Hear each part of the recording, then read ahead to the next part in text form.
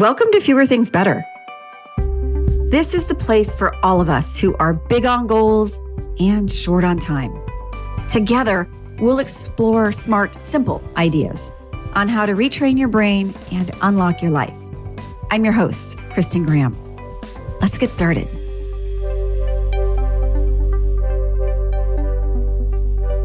I just took a week-long tropical vacation. And you know what my favorite activity was? Sleeping. Seriously. I was sleeping long every night. I was taking delicious midday naps. And then when I got back home, I slept 10 hours that first night. That's when I realized my body was telling me something important. Rest is different from sleep, and sleep is different from fatigue. And it often takes rest to help you figure out the difference. As busy humans, our energy cycles can follow actual seasons and also personal ones. Seasons of stress, seasons of caregiving, seasons when we're pushing hard, and seasons when we're simply holding on. The bottom line on top of this episode is that sleep is a biological cycle, but fatigue is a full system warning signal. And the remedies for each are not the same. We use the word tired to mean many different things. But when it comes to biology, sleep and fatigue are two different problems. Let's start with sleep, which is cyclical. And it moves through stages with specific purposes. Light sleep, which we have the most of, it's the bridge between being awake and fully asleep. Your heart rate slows down, your breathing evens out, and your brain begins to disengage from the outside world. This stage helps filter out all the distractions and begin sorting what you learned during the day. Deep sleep is where the most powerful physical restoration happens. This is when tissue repairs and your immune function gets stronger and your body does its heaviest maintenance work. This is when the brain's cleanup crew, which is called the glymphatic system, becomes most active. It's busy getting rid of metabolic toxins that built up during the day. And deep sleep is also critical for your long-term brain health and your memory. And then we have REM. This is a part of sleep where much of your emotional and cognitive processing is going on. When we are dreaming, REM sorts and stores our memories. It's regulating our emotions. It's integrating our experiences. And we need this for our own mood, but also for creativity and decision-making. That's where the phrase, "let me sleep on it," actually started. And okay, that's biology. But let's look at some modern research around sleep.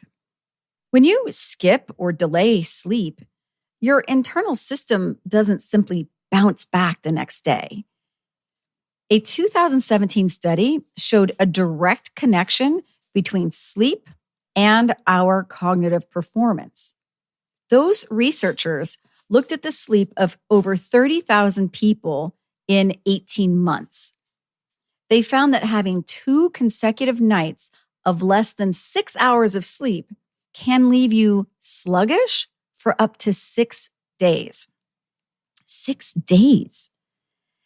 And this short amount of sleep is something that the U.S. Army is currently running a study on around sleep restriction and looking at what happens when people consistently get 5 or fewer hours of sleep.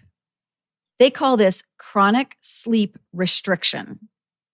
And what they're seeing is a measurable impact on brain function, reaction time, accuracy, emotional regulation, and overall long-term health. And that's sleep. Fatigue is different. Fatigue is cumulative, not cyclical. It's systemic, and it is a critical warning signal. Fatigue shows up when the entire system has been running on overdrive for too long. Too much pushing ahead, too much go, go, go. This is when we see consistently having slower reaction times, scattered attention, brain fog, decision fatigue, lower emotional bandwidth, higher emotional response, but also that tired but wired feeling all at the same time. And according to the Centers for Disease Control and Prevention, more than 1 in 3 US adults and nearly 8 out of 10 teens are not getting the recommended 7 hours of sleep each night. Chronic undersleeping is now the environment that our biological nervous systems are trying to catch up to. That's also why so many people get sick or have a physical crash when there is an actual break that's longer than a weekend. It's not bad timing. It's your biology catching up. And it's hard for it to catch up when the tech doesn't stop. The brain needs a genuine buffer to shift from all that digital stimulation into biological readiness for sleep. Now, our natural melatonin production starts about 1 to 2 hours before it's dark. And as the seasons change, all that light exposure we have once it is dark, indoor lights, anything, it can delay or disrupt our sleep quality. But really, it's that extra blue light from screens that delay the melatonin even kicking in. It keeps the stress loop open every time you see the notifications and all that endless input, even if it's silly scrolling, it's keeping your attention activated. And when you sleep is almost as important as how long you sleep. Stanford University has researchers who are looking at mental health, and they did a study of 75,000 people. Part of their findings were that those who went to bed earlier and woke earlier had better mental health overall, even if they naturally identified as night owls. And one explanation for this comes from what neuroscientists call the mind after midnight effect. Think of it this way. After being awake for 16 or more hours, your brain is operating in the evening with fewer cognitive resources and fewer social guardrails. Your decision-making is compromised and you're much more likely to be impulsive. Maybe you're adding things to cart. Maybe you're watching one more episode. The fact is, your brain around midnight is not at the same battery level as it was at noon. So what about when sleep doesn't fix the exhaustion? And this is where micro-burnout often shows up. Micro-burnout, it sounds trendy, right? Even a little adorable.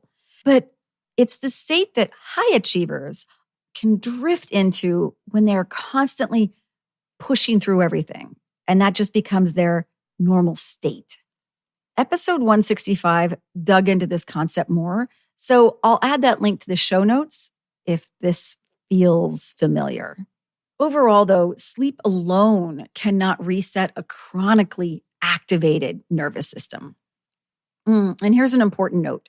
Naps, they can be great and helpful. But if you find yourself needing them regularly just to function, it may be worth seeing whether something deeper is driving that depletion. Fatigue is information, and it should be shared with your medical partners. I spent almost a full year thinking I was just tired when I was actually severely anemic. And the internet can be a really helpful starting point, but it's not your doctor. So when we come back to sleep, in addition to all the basics you already know and your mama told you, such as don't drink caffeine too close to bed, you can also experiment with some targeted actions that suit you. One of my favorites is waking up with natural light or a sunrise simulation lamp instead of a jarring alarm. That gets your cortisol going before your brain is. And setting an actual bedtime and saying it out loud. I'm going to go to bed at 10 o'clock tonight. not just a general timeline. Like I'll go to bed after this show. I'll go to bed after I finish some email. And adding downtime as a feature on your technology and your apps that turns them off at least 15 minutes before that bedtime that you've already identified. Also, look at your bedroom temperature. The ideal settings, according to researchers, is between 60 and 67 degrees Fahrenheit or 15 to 19 degrees Celsius. And for some of you whose brains loves the sounds, try some tools like binaural beats or white noise, brown noise, pink noise. There's all sorts of things for your system. Recovering from fatigue needs an additional plan to help with the true restoration, and it takes time. Add white space between things in your days, and don't just turn time into another productivity project. Rest needs to be a regular part of it, even if it's just 10 minutes to get up and move in between appointments or meetings, or a walk without anything in your ears, letting your brain quiet. And don't forget about the sunlight. Sit somewhere where there is light and try to do it without scrolling. Sleep is about restoring the body, but fatigue recovery, it's about restoring the self. Many people move through entire seasons of life tired in ways that sleep just can't touch. And when that happens, it's not our bodies betraying us. They're trying to communicate with us. Okay, I know this was a lot of information. And that's the purpose. It's just information. See what resonated with you. See what you're willing to try. You are the only expert on you. And the more you understand what your brain and body are saying, the more instinctively, intelligently, and intentionally you can take care to take better care of yourself. Sweet dreams. Thanks for listening. You can find a lot more like this by following me on LinkedIn or going to unlockthebrain.com and joining the mailing list. And if you found value in this podcast, please take a moment to rate or comment. Thanks so much. And now let's go do fewer things better.